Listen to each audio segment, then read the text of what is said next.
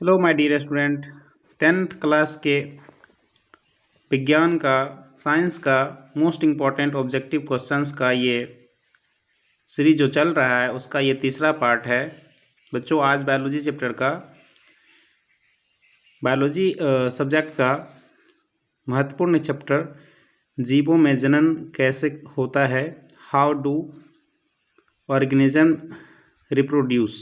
ठीक है, इसका हम क्या करेंगे, ऑब्जेक्टिव क्वेश्चंस देखेंगे, रिवीजन करेंगे। बच्चों आइए और जांचिए अपने ऑब्जेक्टिव की तैयारी को। चलिए स्टार्ट करते हैं। बच्चों, यदि आपने हमारे यूट्यूब चैनल AK शिक्षा निकेतन को सब्सक्राइब नहीं किया है तो कृपया सब्सक्राइब कर ले, ताकि ऐसे ही इम्पोर्टेंट वीडियोज़ की नोटिफिकेशन आपको मिलती रहे जैसे मैं वीडियोज़ डालूँ। ठीक है, चलिए आगे बढ़ते हैं, क्योंकि समय बहुत कम है, एग्ज़ाम आगे है। बच्चों, किशोरावस्था में होने वाले शारीरिक परिवर्तन का क्या कारण है? बच्चों, किशोरावस्था में होने वाले शारीरिक परिवर्तन का कारण है, बॉय में होता है टेस्टोस्टेरोन और गर्ल्स में होता है, ठीक है, एस्ट्रोजन। तो इसलिए बच्चों हमारा आंसर जो होगा A और B दोनों होगा, क्योंकि किशोरावस्था बॉय में भी होता है और गर्ल में भी होता है। इसलिए हमारा आंसर क्या हो जाएगा, D के साथ जाएगा। ठीक है बच्चों। बच्चों, आपसे एक क्वेश्चन और पूछा जा सकता है कि नर जनन हार्मोन का नाम क्या है, तो क्या बोलोगे, टेस्टोस्टेरोन। मादा जनन हार्मोन का नाम क्या है? तो बच्चों आप अगर पिछले वीडियोस को नहीं देखे हैं, MCQ सीरीज का सेकेंड पार्ट नहीं देखे हैं, तो वहाँ पे देख लीजिए। ये कराया गया है कि मादा जनन हार्मोन में क्या होता है, एस्ट्रोजन होता है, प्रोजेस्टेरोन होता है और रिलैक्सिन हार्मोन होता है। ठीक है, निषेचन की क्रिया किस जीव में मुख्यतः होती है? बच्चों, निषेचन की जो प्रक्रिया होती है वो पुष्पी पादप में भी, पुष्पी पादप में लैंगिक जनन होता है बच्चों, और जंतुओं में क्या होता है, लैंगिक जनन होता है। तो लैंगिक जनन जिसमें होता है उसमें क्या होगा, निषेचन होता है। ठीक है, तो बच्चों निषेचन आखिर क्या होता है आपको मालूम है? नर युग्मक यानी कि शुक्राणु, मादा युग्मक यानी कि अंडाणु के आपस में मिलने से युग्मनज बनता है। इस प्रक्रिया को हम क्या कहते हैं, निषेचन कहते हैं। ठीक, किस प्रकार के जनन में जनक के शरीर से कलिका निकलती है? बच्चों, मुकुलन जो होता है उसमें नर के शरीर से क्या निकलती है, कलिका निकलती है। डियर स्टूडेंट, इस फिगर को गौर से देखो। हाइड्रा में क्या होता है, मुकुलन होता है। मुकुलन वह प्रक्रिया है जिसमें जीव के शरीर पर एक उभार निकलता है। देखो ये उभार सा निकल रहा है, इसको हम मुकुल या इंग्लिश में बड कहते हैं। ये बड थोड़ा बड़ा हो रहा है, ठीक है, और बड़ा होने के बाद यहाँ पे देखो ये थोड़ा और ग्रोथ किया और इसके ऊपर क्या हो गया, स्पर्शक। ये जो लाइनिंग ऊपर में गया हुआ ये सब क्या स्पर्शक है। तो यहाँ पे तो सिर्फ उभार निकला था जिसे हम मुकुल या बड कहते हैं। ये थोड़ा और उभार बड़ा हुआ, धीरे धीरे इसमें देखो लाइनिंग आ रही है, इसमें क्या हो रही है, लाइनिंग आ रही है इसमें। ठीक है, और यहाँ पे स्पर्शक क्या हो गया, बड़ा बड़ा हो गया। अब ये हाइड्रा के शरीर से स्पर्शक सहित ये जो बड़ा पार्ट है ये क्या हो जाता है, अलग हो जाता है। तो ये नया डॉटर हाइड्रा बन जाता है। ये पेरेंट हाइड्रा हुआ, ये बड़ा वाला, ये जो बच गया ये पेरेंट हाइड्रा है, और ये क्या है, डॉटर हाइड्रा है। तो इस तरह से बच्चों हाइड्रा में क्या होता है, मुकुलन होता है। ये इंपॉर्टेंट क्वेश्चन है, इसको याद रखोगे। फिर देखो यहाँ पे इस फिगर को गौर से देखो। ये वाली जो फिगर है आपकी, ये है ईस्ट की। किसकी है, ये ईस्ट की फिगर है। ये फिगर ईस्ट की है, और देखो ईस्ट में भी क्या होता है, मुकुलन होता है। ये मेन ईस्ट है, इसके ऊपर में क्या निकाला, ये बड निकला, और बड क्या होता है लास्ट में मुख्य ईस्ट से अलग हो जाता है तो नया ईस्ट बनाता है। तो ईस्ट में क्या होता है, मुकुलन होता है। बच्चों हाइड्रा में मुकुलन होता है, ईस्ट में मुकुलन होता है, स्पंज में भी क्या होता है, मुकुलन होता है। इस बात को याद रखोगे, ऑब्जेक्टिव में आपको पूछा जाएगा कि किस किस में मुकुलन होता है, तो आपको क्या याद रखना है, ईस्ट में मुकुलन होता है, हाइड्रा में मुकुलन होता है, स्पंज में मुकुलन होता है। ठीक है, आगे बढ़ते हैं।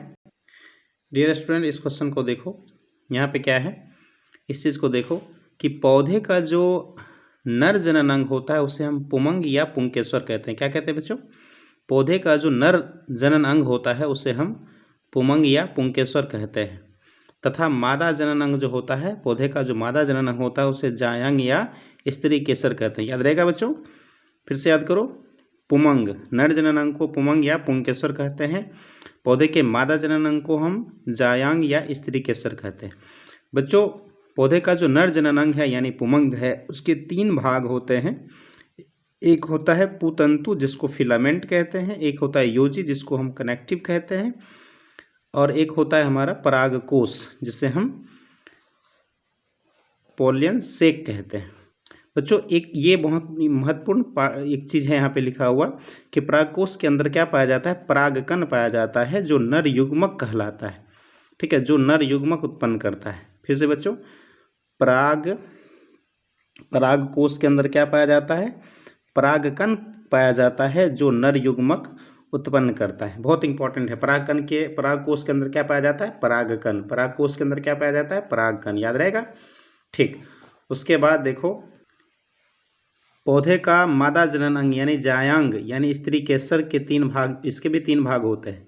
एक होते हैं अंडाशय, दूसरा होता है वर्तिका और तीसरा होता है वर्तिकाग्र। तो बच्चों अंडाशय एक गोलाकार रचना है जिसमें बीजांड होता है और बीजांड के भीतर मादा युग्मक का क्या होता है, निर्माण होता है। ठीक है, इस तरह से आपने समझा कि पौधे का जो नर जननांग है उसे हम पुमंग या पुंकेसर कहते हैं और मादा जननांग को जायांग या स्त्री केसर कहते हैं। बच्चों अब अगला क्वेश्चन है, स्त्री केसर के आधारीय भाग को क्या कहते हैं। बच्चों स्त्री केसर के आधारीय भाग को हम क्या बोलते हैं, अंडाशय। देखो इस चीज़ के दुख, ये वर्तिकाग्र है, वर्तिका है और अंडाशय है। स्त्री केसर, ये जो ये वाला पार्ट दिख रहा है स्त्री केसर। स्त्री केसर के 3 पार्ट, एक वर्तिकाग्र, एक वर्तिका और एक अंडाशय। अब बताओ ये जो स्त्री केसर है जायांग बोल लो या स्त्री केसर बोलो। ठीक है, जायांग या स्त्री केसर। तो जायांग या स्त्री केसर के 3 पार्ट्स हैं, वर्तिकाग्र, वर्तिका और अंडाशय। और देखो इसका जो स्त्री केसर का जो आधारीय भाग है वो क्या है, अंडाशय है। यही क्वेश्चन पूछा गया कि स्त्री केसर का आधारीय भाग क्या कहलाता है। ये हो गया हमारा अंडाशय। अब देखो ये 5वां क्वेश्चन है, लैंगिक जनन में आवश्यकता होती है।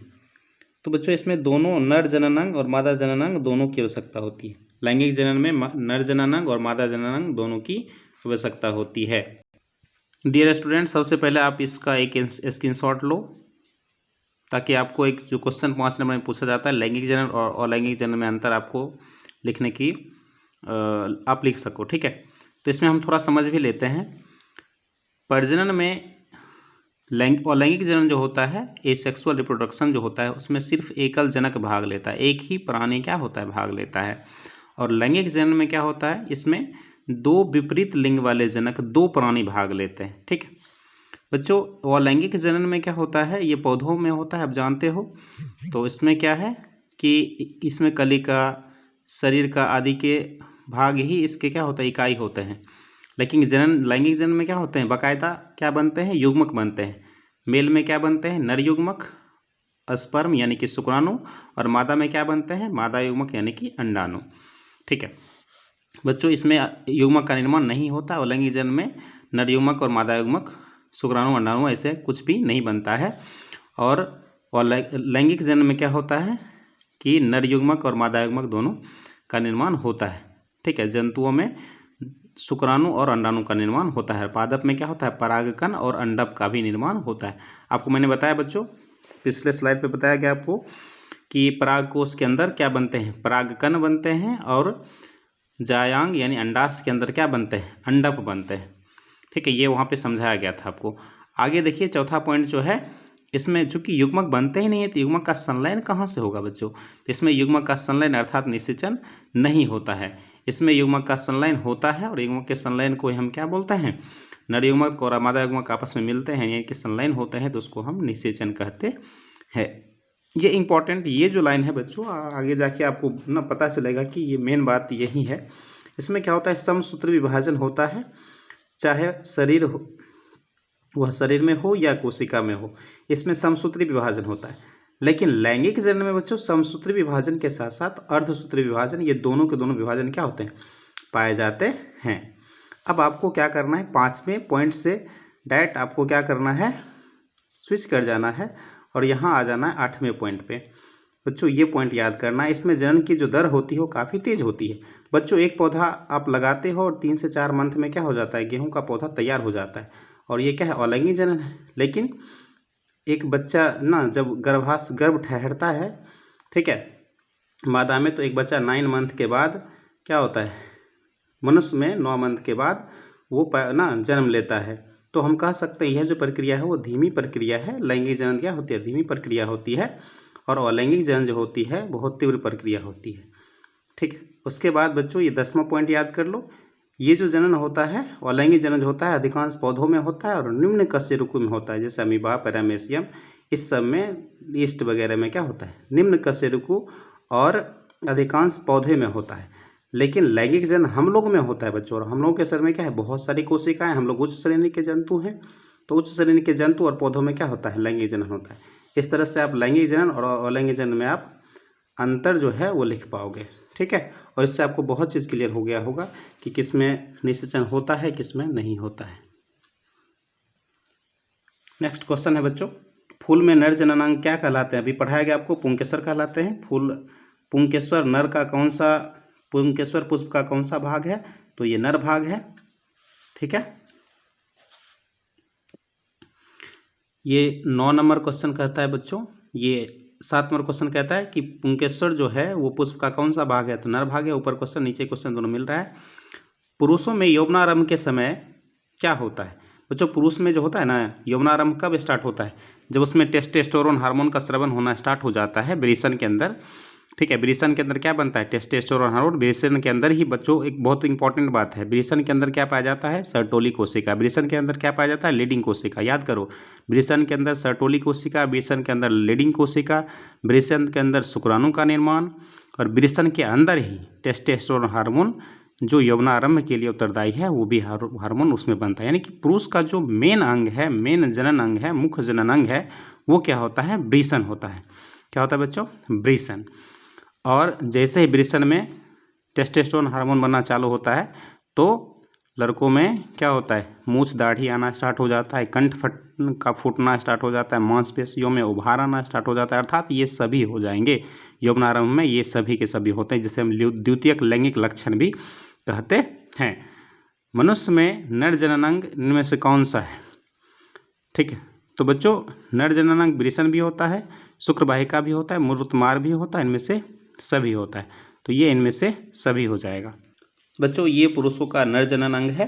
देखो ये जो है ना टेस्टिज, इसी को हम वृषण कहते हैं। वृषण इंग्लिश में से हम टेस्टिज कहते हैं, लेकिन हिंदी में से वृषण कहते हैं। तो वृषण, इसी के अंदर क्या होता है, शुक्राणु बनता है, इसी के अंदर लीडिंग कोशिका होता है, इसी के अंदर सर्टोली कोशिका होता है, और इसी के अंदर क्या होता है, टेस्टोस्टेरोन हार्मोन का स्रावन होता है। तो ये मेन अंग है ना, पुरुषों में ये अंग होता है, गुल्ली जैसा अंग होता है।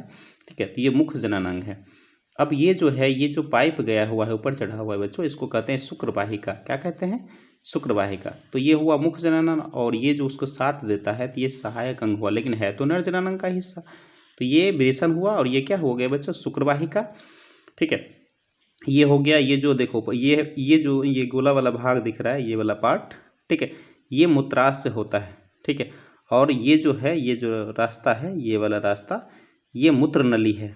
क्या है, मूत्र नली। और ये पूरा पार्ट जो होता है, ये जो ना, ये जो पूरा पार्ट है, इसको पेनिस कहा जाता है। क्या कहा जाता है, पेनिस कहा जाता है। ठीक है, तो बच्चों पेनिस, शुक्रवाहिका, टेस्टिज, वृषण, ठीक है, मूत्राशय, ये मूत्राशय हो गया, और यहाँ पे होता है शुक्राशय। तो ये सारे के सारे किसके भाग हैं बच्चों, नर जनन अंग के भाग हैं। आई होप बच्चों नर जनन के अंग के बारे में आपको बहुत कुछ मालूम पड़ गया होगा। नेक्स्ट क्वेश्चन है बच्चों, शुक्राणुओं का मोचन कहाँ होता है, अथवा शुक्राणु कहाँ बनता है? शुक्राणु का मोचन का मतलब है बच्चों शुक्राणु कहाँ बनता है। अभी आपको हमने बताया शुक्राणु कहाँ बनता है बच्चों, शुक्राणु बनता है वृषण में। कहाँ बनता है, वृषण में। अभी आपको बताया गया था ना, हम फिगर में बताए थे, शुक्राणु कहाँ बनता है, वृषण में। मनुष्य में शुक्राणु तथा अंडाणु का निषेचन कहाँ होता है? बहुत ही ज़्यादा इंपॉर्टेंट क्वेश्चन है बच्चों। मनुष्य में शुक्राणु और अंडाणु का निर्माण जो होता है वो फेलोपियन ट्यूब यानी कि फेलोपियन नलिका, जिसको हम हिंदी में अंडवाहिनी या डिंब वाहिनी भी कहते हैं। अब इसका फिगर देखते हैं बच्चों।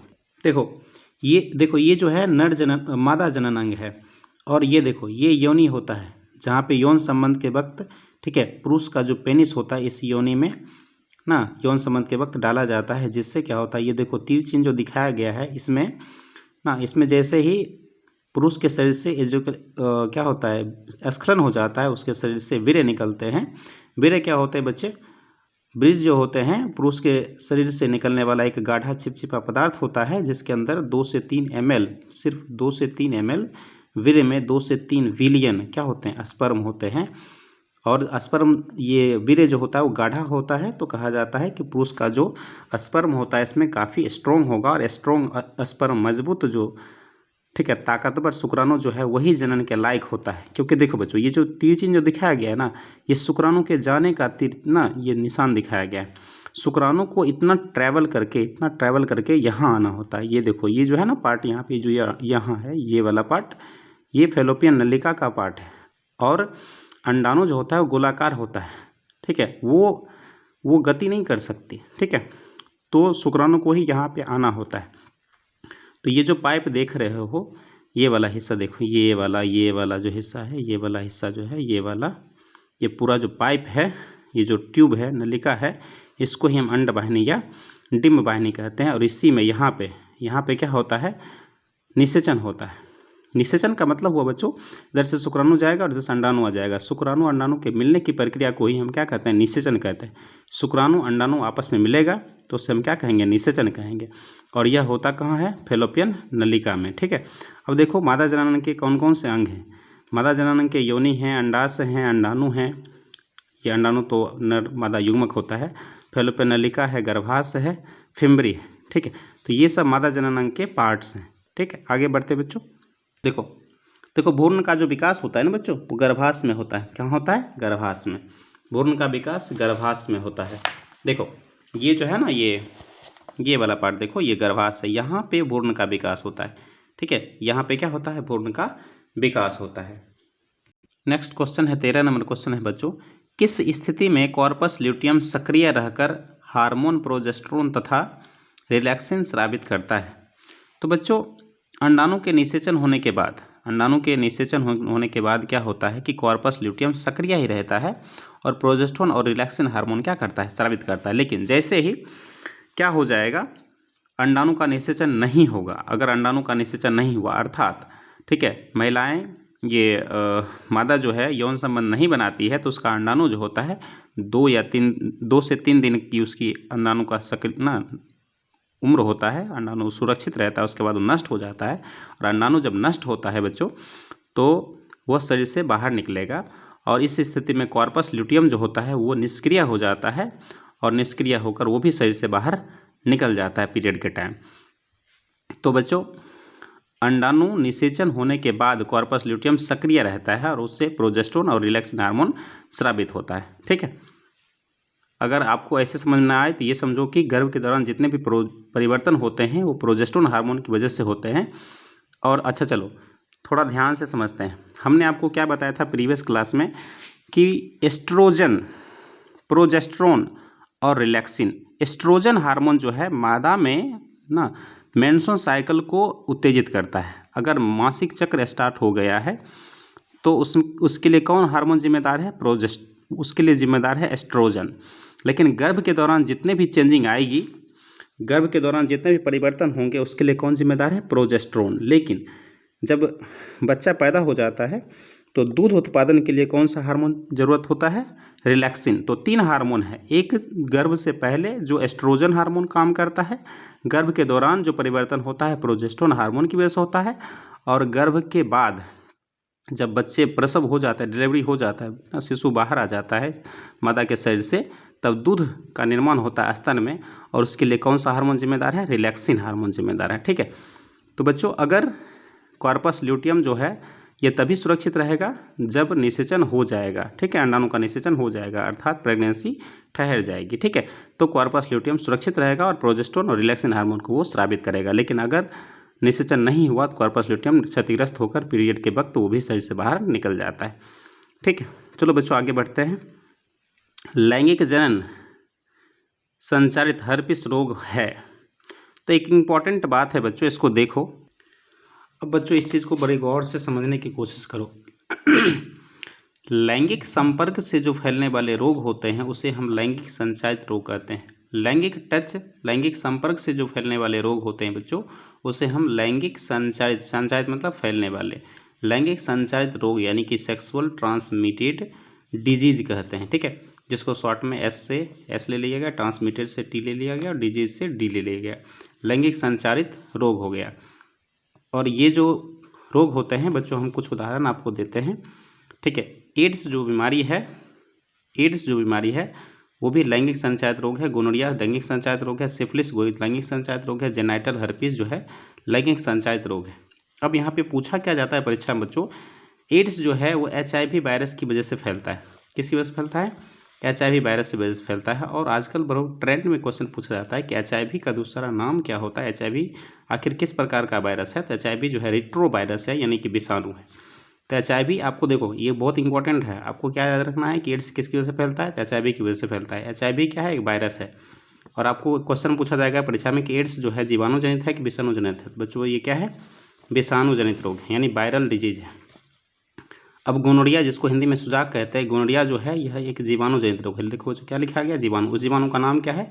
नाइसेरिया गोनोरिया। इसका स्क्रीनशॉट ले लेना बच्चे। ठीक है, ठीक। अब देखो सिफिलिस जो है यह भी एक लैंगिक संपर्क से फैलने वाला रोग है और ये भी जीवाणु जनित रोग है। क्या है? जीवाणु जनित रोग है। जीवाणु का नाम क्या है? ट्रिपेलिमा पेलिडम। ट्रिपेलिमा पेलिडम जो है ये जीवाणु जो है जिसकी वजह से क्या फैलता है? सिफिलिस बीमारी फैलता है। अगला है जेनाइटल हर्पीस। क्या है? Genital herpes. और इसका जो ये वायरस जनित रोग है, यानी विषाणु जनित रोग है। वायरस को इंग्लिश में क्या कहते हैं? विषाणु को इंग्लिश में वायरस कहते हैं। ठीक है, और वायरस का नाम क्या है? टाइप 2 यानी प्रारूप 2 हर्पिस सिम्प्लेक्स वायरस। ठीक है, तो ये विषाणु जनित रोग है, जेनाइटल हर्पिस। और एक और है बच्चे हेपेटाइटिस बी। हेपेटाइटिस बी जो है ये सिंपल है बच्चों। हेपेटाइटिस बी जो है ना, इसका विषाणु से फैलने वाला रोग है। उस विषाणु का नाम भी है हेपेटाइटिस बी वायरस ना, हेपेटाइटिस बी वायरस। ठीक है, तो आई होप बच्चों आपको ये समझ में आ गया होगा। इसका एक स्क्रीनशॉट ले लो। ये सारे स्टडी हैं, बहुत इंपॉर्टेंट क्वेश्चन है बच्चों। आपको ना क्या करेगा, 3 दूसरा बीमारी दे देगा और एक उसमें दे देगा, इसमें चारों में से कोई घुसा देगा और पूछेगा कि बताइए इनमें से कौन सा, ठीक है, लैंगिक संचारित रोग है। साथ ही ये भी पूछेगा कि कौन सा वायरस जनित रोग है, कौन सा जीवाणु जनित रोग है। 15 नंबर क्वेश्चन है बच्चों कि पुरुष के श्वसन का शिखर भाग क्या कहलाता है? बच्चों ये जो पुरुष के श्वसन का शिखर का जो श्वसन भाग होता है वो क्या कहलाता है? ये ग्लांस कहलाता है। क्या कहलाता है? ग्लांस। हमारा 16 नंबर क्वेश्चन है बच्चों कि नर युग्मक और मादा युग्मक के संलयन को क्या कहते हैं? बच्चों हमने आपको समझाया था नर युग्मक और मादा युग्मक जिसको मिलना कहते हैं, संलयन मतलब मिलना। नर युग्मक और मादा युग्मक जब मिलता है तो उसे हम क्या कहते हैं? निषेचन कहते हैं। देखो बच्चों इसको देखो, नर युग्मक को हम शुक्राणु कहते हैं, मादा युग्मक को अंडाणु कहते हैं। और ये दोनों जब आपस में मिलता है, मिलना मतलब देखो ये मिलना को हम प्लस को हम संलयन या मिलना कहेंगे, संलयन।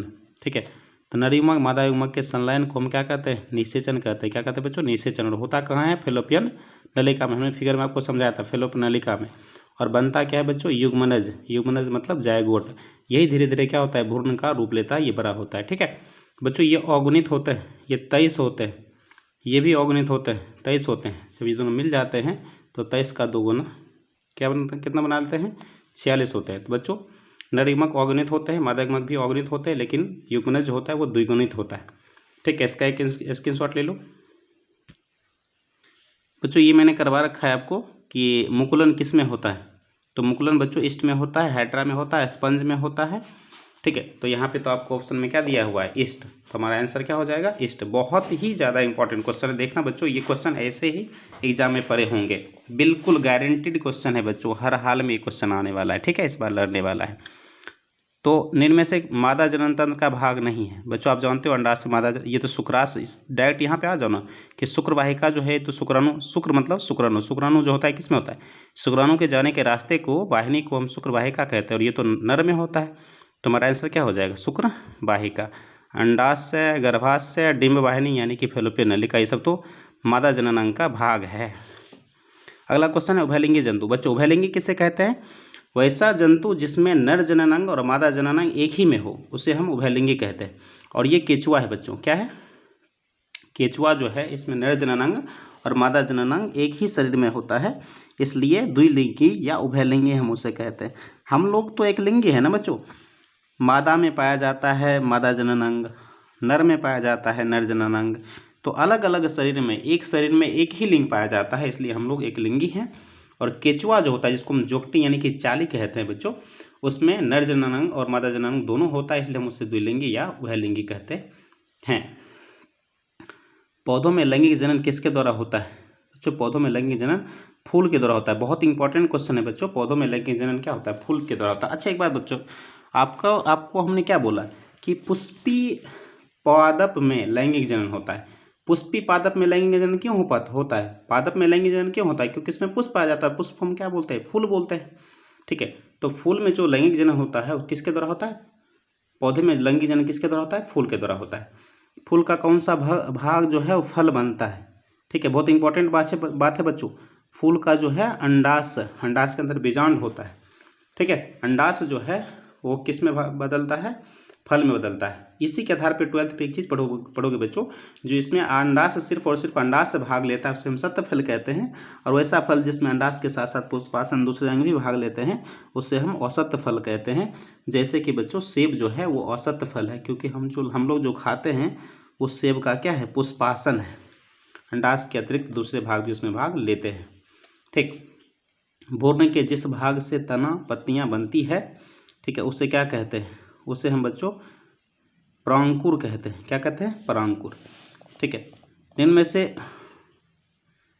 निम्न में बहुखंडन किसमें होता है? बहुत इंपॉर्टेंट क्वेश्चन है बच्चों। मलेरिया परजीवी जो है ना, प्लाज्मोडियम जो है, मलेरिया परजीवी प्लाज्मोडियम जो है, उस पर बहुखंडन होता है। क्या होता है? बहुविखंडन होता है। बहुत इंपॉर्टेंट क्वेश्चन है बच्चों। बहुविखंडन का मतलब होता है कि जीव का शरीर बहुत सारे भाग में क्या होता है? बट जाता है, उसे हम बहुखंडन कहते हैं। और मलेरिया परजीवी जिसका नाम प्लाज्मोडियम होता है उसको हम क्या कहते हैं? उसमें क्या होता है? बहुखंडन होता है। और एक इंपॉर्टेंट बच्चों, मलेरिया परजीवी जो होता है, ठीक है, ये मादा एन्फ्लूएंजा मच्छर के अंदर सलाइवा में पाया जाता है और इसी से मलेरिया उत्पन्न होता है। ठीक, आगे ब्रायोफिल्म यानी पतल चट्टा, ब्रायोफिल्म का नाम ही होता है बच्चों पतल चट्टा। तो इसमें जो कायिक जनन होगा किससे होगा? पत्ती से होगा। पतल चट्टा मतलब पत्ती। ठीक है, पत्ती से होता है इसमें। ठीक है, आगे बढ़ते हैं। तना द्वारा कायिक जनन किस में होता है? तो बच्चों ये पुदीना हो चाहे हल्दी हो या अदरक हो, इस सब में तना के द्वारा क्या होता है? कायिक जनन होता है। ठीक है, खंडन द्वारा जनन किस में होता है? तो खंडन द्वारा जनन जो होता है ये सितारा मछली में होता है। ठीक है, हाइड्रा में जनन की कौन सी विधि? बच्चों हमने बताया था कि स्पंज, हाइड्रा और ईस्ट तीनों में क्या होता है? मुकुलन होता है। तो यहाँ पे हाइड्रा है तो क्या होगा? मुकुलन होगा। स्त्रियों में अंडाश की संख्या कितनी होती है? बच्चों स्त्रियों में अंडाश की संख्या 2 होती है, एक लेफ्ट साइड एक राइट साइड अंडाश होती है। इस बार अगर मेंस्ट्रुअल साइकिल राइट साइड में हुई है तो अगले बार मेंस्ट्रुअल साइकिल क्या होगी? लेफ्ट साइड में होगी। तो स्त्रियों में अंडाश ना 2 होते हैं। ठीक, मनुष्य में निषेचन के फलस्वरूप क्या बनता है?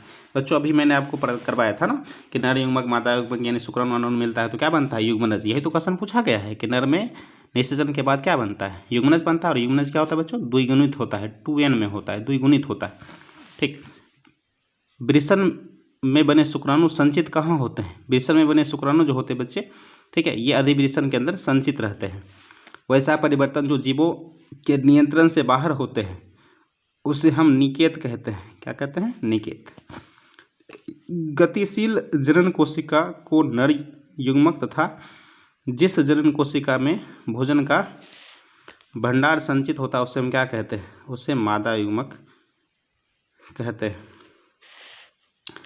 एड्स रोग का कारण क्या है? तो बच्चों एड्स रोग का कारण तो हमने बताया आपको, और सुरक्षित यौन संबंध यानी कि लैंगिक संपर्क जब तक नहीं बनेगा, खून और बीरे का संबंध जब तक नहीं बनेगा तब तक एड्स रोग नहीं फैल सकता बच्चों। ठीक है, खून और बीरे के संबंध से लैंगिक ये जो एड्स रोग होता है वो फैलता है।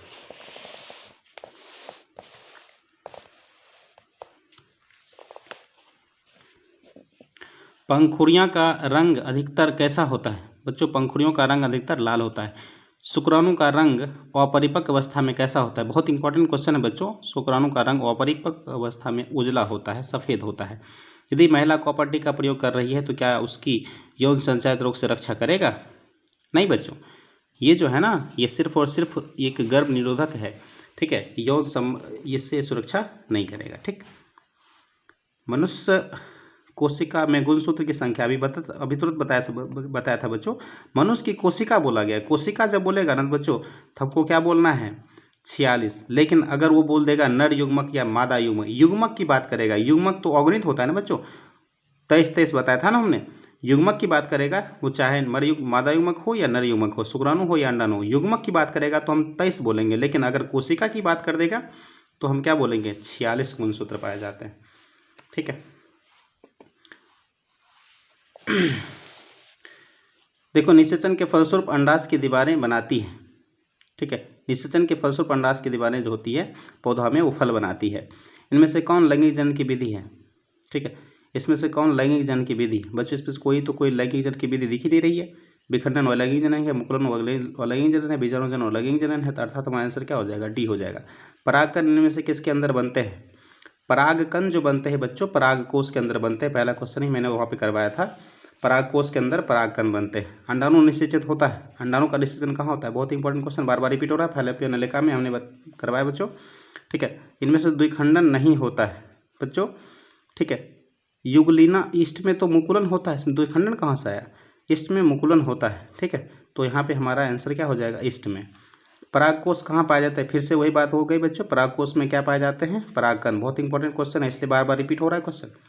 ठीक है, बीजांड की दीवारें मोटी होकर क्या बनाती है? बीजांड की दीवार जो होती है, बीजांड से ही बीज बनते हैं बच्चों। बीजांड की दीवारें मोटी होकर क्या बनाती है? बीज बनाती है। नर युग्मक और मादा युग्मक के संयोजन यानी मिलने से क्या बनता है?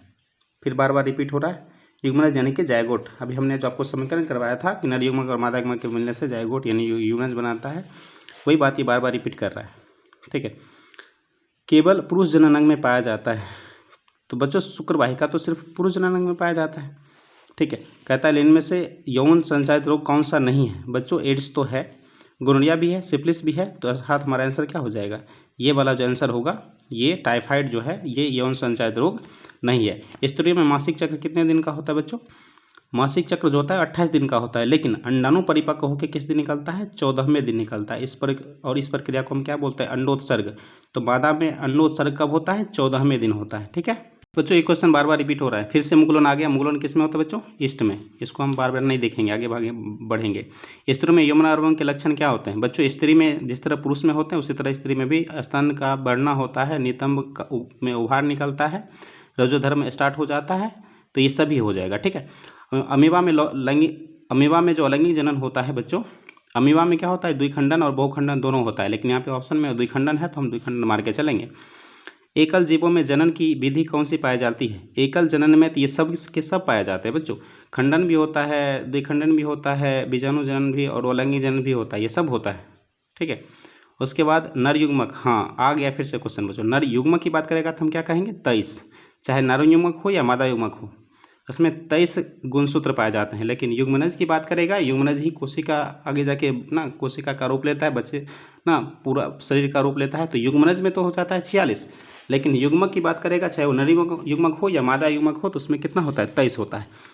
एकलिंगी पादप कौन सा होता है बच्चों? पादप पपीता जो है एकलिंगी होता है। अच्छा बच्चों, एकलिंगी द्विलिंगी कैसे पहचानोगे? जो नर मादा हो जाएगा, मर्दाना मोगानी। ठीक है, इस तरह से बात कर सकते हो, जो लेडी ना जिसमें नर और मादा दोनों होता है। ठीक है, तो आपने देखा होगा कुछ ऐसे पपीता के पौधे होते हैं जिसमें सिर्फ फूल पड़ते हैं, उसमें फल नहीं पड़ते हैं, तो वो हो जाता है नर पपीता। और एक होता है जिसमें फल पड़ते हैं, वो होता है मादा पपीता। तो इस तरह से बच्चों पपीता जो है वो क्या है? एकलिंगी पादप। इंपॉर्टेंट है, याद रखोगे, पूछा भी गया है। अंडाशय के भीतर क्या पाया जाता है? अंडाशय के भीतर बच्चों बीजांड पाया जाता है।